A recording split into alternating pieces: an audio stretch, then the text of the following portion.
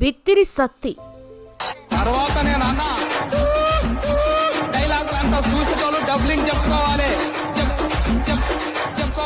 అసలు ఈ పేరు తలుచుకుంటే చాలు ఆటోమేటిక్ గా పూల సొక్క, నిక్కర్తో పాటు ఆయన ఎక్స్ప్రెషన్స్ కూడా ఇట్టే మైండ్లోకి వస్తాయి. అలా తీన్మార్ వార్తల్లో తన గెటప్ తో, డైలాగ్స్ తో ఆ మధ్య ఓ రేంజ్ లో నవ్వులు సందడి చేశాడు. టీవీలో తీన్మార్ వార్తలొచ్చే టైం అయిందంటే చాలు పిల్లల నుండి ముసలి వాళ్ల వరకు బిత్తిరి సత్తి కోసం తెగ ఎదురు చూసేవారు.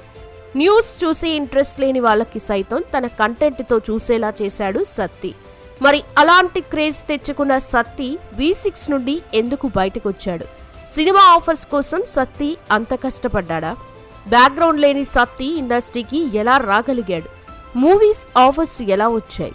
ఇప్పటివరకు ఎంత ఆస్తి కూడబెట్టాడనే విషయాలతో పాటు ఆయన ఫ్యామిలీ బ్యాక్గ్రౌండ్ గురించి ఈ వీడియోలో మనం తెలుసుకుందాం.